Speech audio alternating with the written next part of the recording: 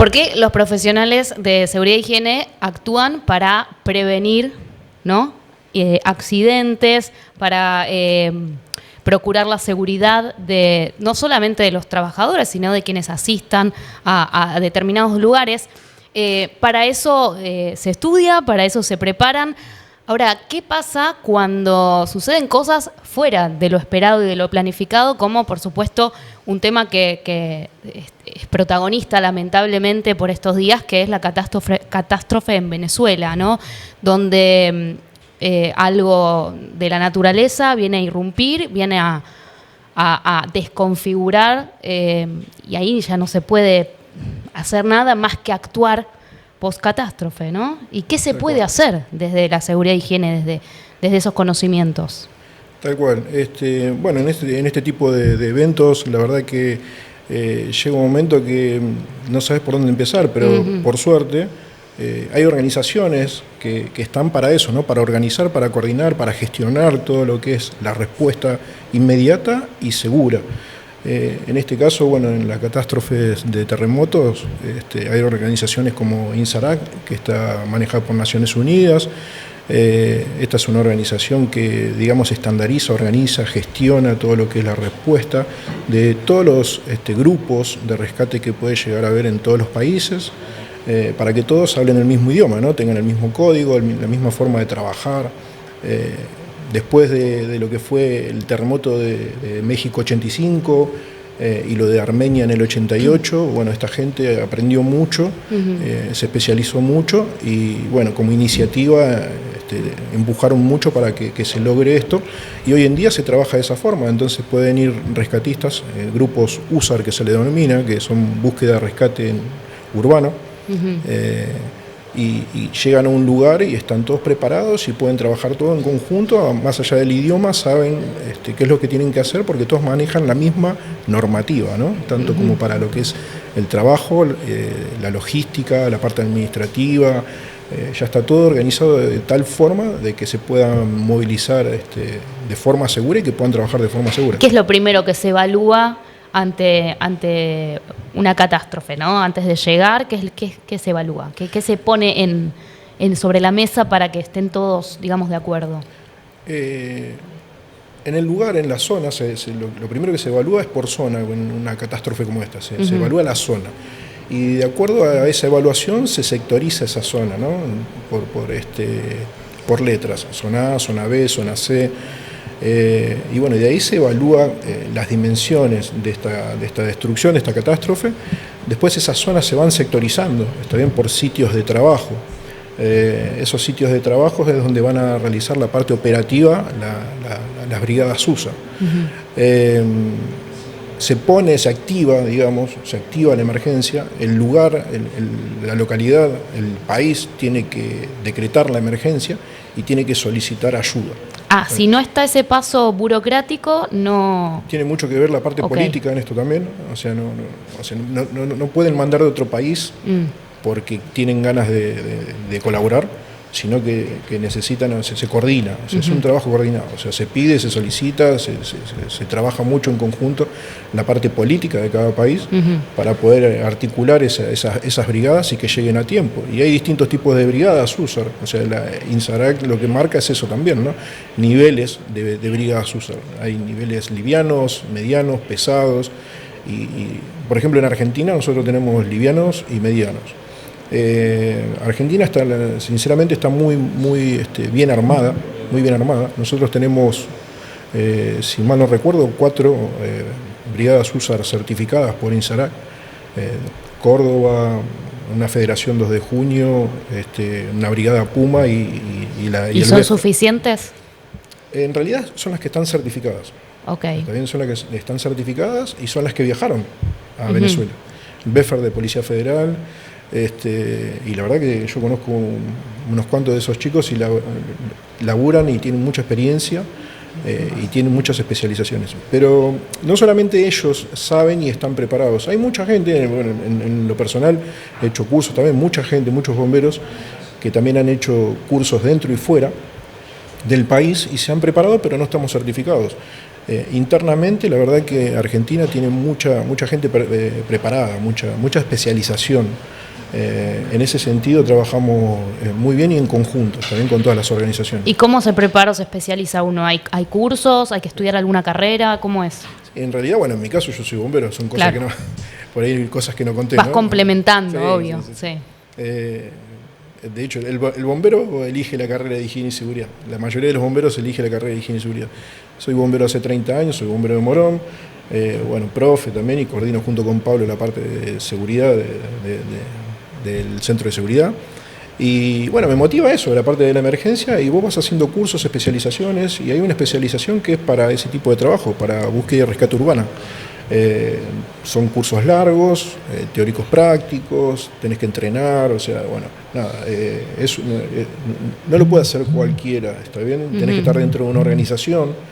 No es que yo se me ocurra hacer un curso y puedo ir a colaborar, que eso es muchas veces lo que pasa en las catástrofes, ¿no? Porque lo que se le llama el turista del desastre, van queriendo colaborar, y la realidad es que por ahí muchas veces hasta molestan porque vos te tenés que ocupar un país o una provincia, una localidad que está por ahí devastada por una catástrofe, se tiene que andar ocupando por ahí de vos que vas a querer colaborar. Pero este tipo de brigadas, este tipo de organizaciones, lo que tiene es lo siguiente, que son autosuficientes. Eso es muy importante de aclarar. O sea, la gente que va tiene para tomar, hidratarse, comer, vestirse, dormir, o sea, no le pide nada al país donde va, porque imagínate que donde vos vas está todo destrozado. Entonces no pueden ocuparse de darte una cama, de darte agua potable, de darte de comer, ni nada por el estilo. Entonces, bueno, esa norma, esa INSARAC, lo que centraliza, estandariza, son eso también. O sea, vos tenés que ser autosuficiente. Y dependiendo del nivel que vos tengas, podés tener el nivel mediano, son tantas cantidad de personas. Eso te iba a preguntar, ¿a qué se refieren los niveles? ¿Liviano, mediano? A la complejidad y a la logística, a todo. Una brigada liviana, por ejemplo, cuando se activa la emergencia y ya te convocan, tenés que estar activo dentro de las 10 horas ya para viajar. Eso también se establece, los tiempos de respuesta. Y bueno, la puede llegar a ocupar hasta 20 personas, por ahí es una brigada chica, que lo que hace es una búsqueda y rescate ligera, ¿sí? Digamos que por ahí mueve escombros y hace todo ese tipo de trabajo. Después tenés una mediana que ya es un poquito más compleja, que ya la cantidad de personas son muchos más, ¿está bien? Entonces ya estamos hablando aproximadamente de 42 personas, una brigada media, un grupo user medio. Y bueno, ya maneja equipos, herramientas. Lo que pasa que pensaba en la magnitud de la catástrofe de Venezuela. ¿Cuántas brigadas, cuántas personas necesitas trabajando para tener el mayor éxito posible en el rescate de personas? Sí, en realidad el secreto, por así decirlo, ¿no?, de esto es la activación, el decreto de la emergencia temprana.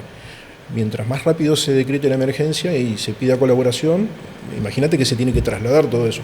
Y van de todos lados. ¿Y con cuánto margen cuentan? Digo, desde que les dicen, desde que les dan el ok para ir a trasladarse, ¿cuánto tardan? Y por ejemplo, las livianas, como te decía, a partir de que se activa y los convocan, dentro de las 10 horas ya tienen que estar listos para viajar. Okay. ¿Está bien? Las medianas no, ya es un poquito más, tienen que estar listos dentro de las 32 horas. Y las pesadas, que ya involucran maquinarias, equipos complejos y demás, dentro de las 48 horas ya tienen que estar listos para viajar.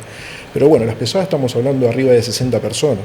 Y esto son grupos multidisciplinarios, no es que son solamente bomberos, rescatistas, hay ingenieros, hay arquitectos, hay médicos, hay contadores, hay especialistas administrativos, especialistas en logística, o sea, es un equipo multidisciplinario. ¿Y cómo se sustentan económicamente?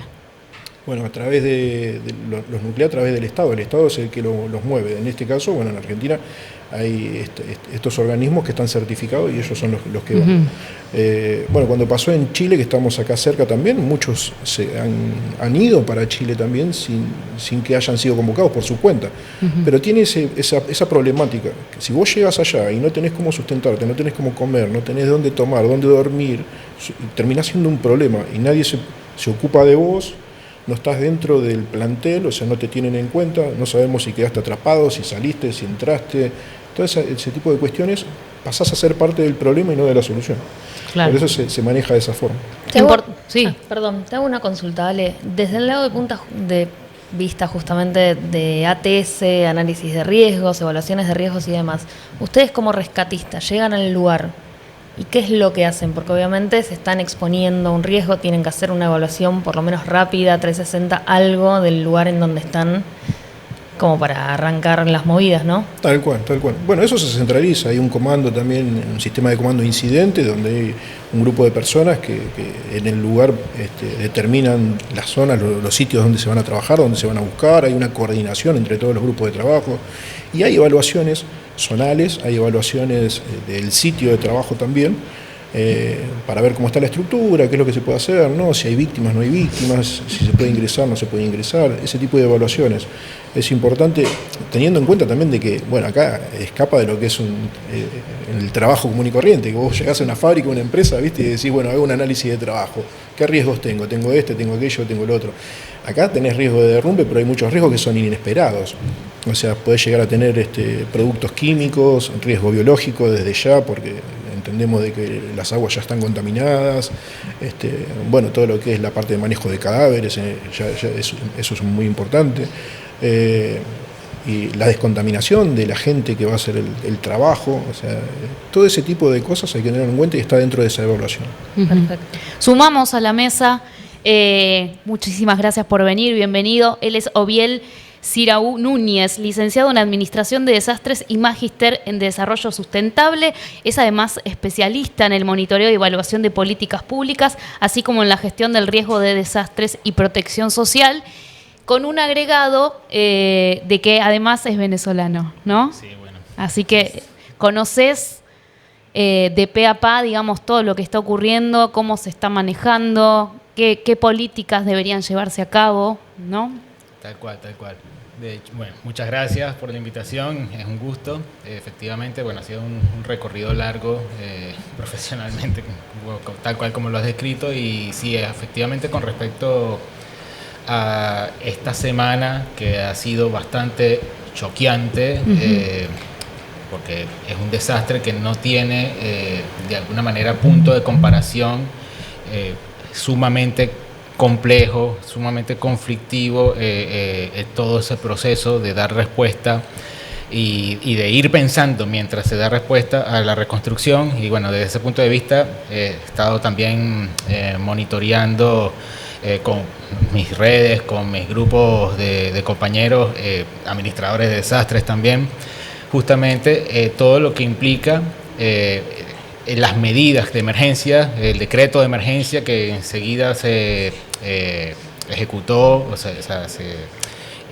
implementó para poder permitir que las distintas brigadas USAR, de INSARAC y demás pudiesen llegar lo más rápido posible al país, lo que implicó en las primeras 24 horas organizar también al voluntariado, o sea, que es una cuestión sumamente necesaria. La gestión del voluntariado no puede ser voluntarismo y no puede causar más controversias, daños.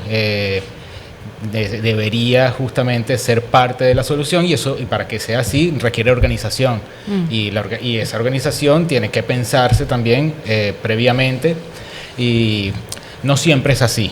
Entonces ahí de alguna manera entra cuestiones complejas que tienen que ver con las políticas públicas, que tienen que ver con la planificación de la respuesta, pero también con la planificación de los procesos de reconstrucción, de la planificación previa a la posibilidad de que ocurra cualquier tipo de desastre, que implica prever en dónde puede ocurrir, dónde están las familias, los hogares que tienen mayor carga de vulnerabilidad social, por X cantidad de consideraciones y variables económicas, sanitarias, educativas, de infraestructura. Todo eso tiene que ver también con este proceso de cómo afrontar una emergencia y cómo entender, bueno, hablando de procesos justamente, cómo entender el riesgo de desastre como un proceso, y no solamente como la posibilidad de que ocurra un determinado evento natural o tecnológico y como la respuesta a ese evento, sino entender que la construcción social de la vulnerabilidad debe ser atendida también. Y los procesos de vulneración, los actos vulneratorios que implican incluso que esa vulnerabilidad tenga de alguna manera una consolidación en las familias y en los hogares, porque la vulnerabilidad, como suelo decir, no cae del cielo, o sea, no brota. O sea, hay actos vulneratorios sistemáticos, progresivos, que tienen, por lo general, algún tipo de evidencia administrativa de la cual uno puede hacer seguimiento. Y esto, por cierto, es un punto que no es común cuando se estudia la vulnerabilidad desde las leyes, desde las normativas y de las políticas, porque es algo que de hecho está en plena discusión en estos momentos, en pleno desarrollo. Tiene que ver con toda una arquitectura institucional, tiene que ver con todos los procesos y los actores que se involucran en entender el riesgo de desastre. Y desde todo punto de vista, entidades privadas, públicas. En Colombia, por ejemplo, las fiscalías y la Contraloría tienen áreas específicas para visibilizar o estar ahí presente en los procesos de construcción social de riesgo y en los desastres directamente. Y ya tienen un recorrido, probablemente uno de los más avanzados en la región, con respecto a cómo se va desarrollando la vulnerabilidad, no esperando que exista la vulnerabilidad para medirla, para de alguna manera visibilizarla y actuar, sino viendo cómo los actos vulneratorios, que no necesariamente tienen que ser deliberados, o sea, se puede construir vulnerabilidad, se puede vulnerar pensando en que una determinada política o que una determinada acción, de un convenio interinstitucional, un desarrollo inmobiliario, una norma que colida con alguna otra, pero que de repente se le hace alguna excepción, termina desarrollando una vulnerabilidad a un grupo y lo termina afectando de una manera o de otra.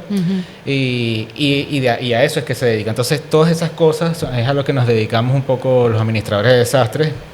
Bueno, también entender los procesos administrativos que conectan todo este tipo de acciones con los actores, con la población. ¿Y qué, según tu criterio, qué se podría haber hecho mejor o se podría haber hecho?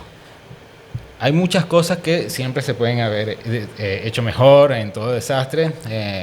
Hay un videomeme español que quizás lo hayan visto, que se llama El Capitán a Posteriori. A mí no me gusta hacer mucha apología a el que se pudo haber hecho mejor, sino más bien qué se puede hacer mejor a partir de ahora. Por lo general, los eventos desastrosos siempre son grandes procesos de aprendizaje. La mayoría de las naciones, la mayoría de los estados a nivel nacional y subnacional tienen grandes desarrollos normativos, políticos, institucionales a partir del momento en que se ocurren determinadas catástrofes. Ocurre aquí en Argentina con las inundaciones en Santa Fe, con las inundaciones en La Plata, 2013.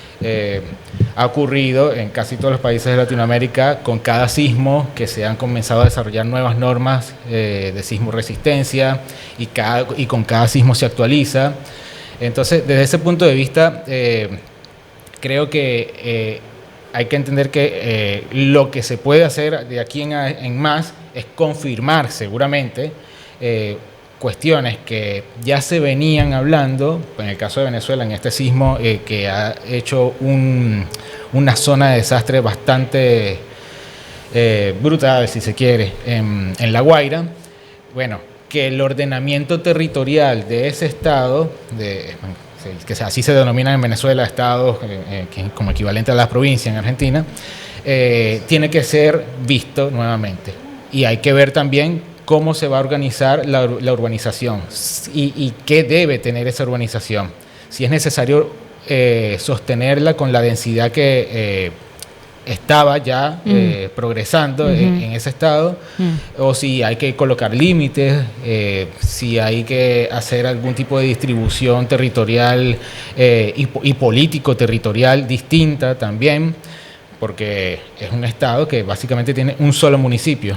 Entonces, ahí hay cosas que hay que ver, porque las responsabilidades políticas de seguridad ciudadana, ¿no? Policías, protección civil, bomberos, en todo un estado, si bien es litoral, tiene una forma, si uno lo ve en el mapa, alargada, no puede ser o no debería ser solamente unimunicipal. Son opiniones desde el punto de vista administrativo, justamente, porque eso hace que la carga de la respuesta y de la planificación ante potenciales contingencias sea distinta a que si tienes 2 o 3 municipios segmentados en un espacio territorial en donde pueda cada municipio abarcar un área determinada con sus respectivas instituciones. Sin embargo, algo como eso, entonces también hay que pensar, bueno, ¿de dónde se sustenta, ¿no? Económicamente? Otro municipio requiere otra economía, requiere otro presupuesto, requiere más actores trabajando. Entonces, bueno, son un poco algunas de las posibles perspectivas que uno pueda tener. Sumado a lo que dice Oviel, me parece importante también, hay hechos fortuitos que muchas veces no se pueden determinar, otros sí. Es importante lo que dice, que hay que aprender de lo que pasó y que no vuelva a ocurrir, ¿no? Y trabajar también sobre eso. O sea, acá en Argentina ha pasado, como también bien lo dijo Biel, en muchas situaciones, no por ahí de terremotos, pero teniendo Bahía Blanca, sin ir tan lejos. Bahía Blanca, Cromañón, yo hablo de sistema de emergencia en general, ¿no? Cómo fue progresando, digamos, la respuesta, la calidad de la respuesta también. Entonces vos vas viendo todos esos sucesos, Cromañón, la tragedia de Once, en Castelar también hemos tenido algo parecido con la formación con el tren Sarmiento, Bahía Blanca, La Plata, Santa Fe, Corrientes, me voy más para el 90 y pico. Inundaciones de Corrientes, y vos ves toda esa trazabilidad de la parte de la emergencia, y hemos mejorado un montón. Nos falta muchísimo, pero en el sistema de emergencia hemos mejorado un montón. Entonces, la organización de cómo se trabaja en la emergencia también, los sistemas de seguridad, todo ese tipo de cuestiones creo que hemos mejorado. Desgraciadamente aprendemos de la experiencia. Y sí, ¿y ahora cómo sigue? Porque lamentablemente esto es el inicio, después queda todo un tendal de cosas de las que ocuparse que yo estaba leyendo, no sé si será así o no, pero aproximadamente 2 años va a llevar como terminar de remover todo y de ordenar a la ciudad, las ciudades. Sí, solamente pensar en la recolección de escombros y cuánto puede costar, no solamente en términos monetarios, sino en esfuerzo, en personal, en maquinaria que se utiliza y tiene un desgaste, pensar en la reposición de viviendas a las 10.000, 15.000 personas que hasta ahora ya se ha contabilizado que han perdido su vivienda, pensar en ese reordenamiento del que hablábamos. Bueno, sí, son cosas que pueden llevar fácilmente 1 año, 2 años, decir que concluyó. Y esto es una de las cosas más difíciles en una situación de desastre, porque ese proceso de recuperación nunca suele tener un punto en donde uno pueda decir, bueno, logramos resarcir, logramos reconstruir, recuperamos hasta tal punto. O sea, es siempre una línea difusa el proceso de recuperación y sobre todo el decir, bueno, finalizamos y hemos cumplido, hemos reconstruido. Sí, porque además los daños se van a ver por mucho tiempo, no son solamente materiales, son psicológicos. Tal cual, justamente eso te iba a decir, Barbie. O sea, el daño psicológico yo calculo que, como pasó en México y en muchos otros lugares, inclusive acá en Argentina con otro tipo de desastres, el daño psicológico perdura. Ese daño, la recuperación de ese daño pasa mucho tiempo y hay veces que no se recupera. Yo creo que una catástrofe de esa magnitud la gente, la familia, la población va a tardar muchísimo tiempo en recuperarse. Creo que eso es lo más difícil, no tanto la parte material, sino la parte psicológica de las personas.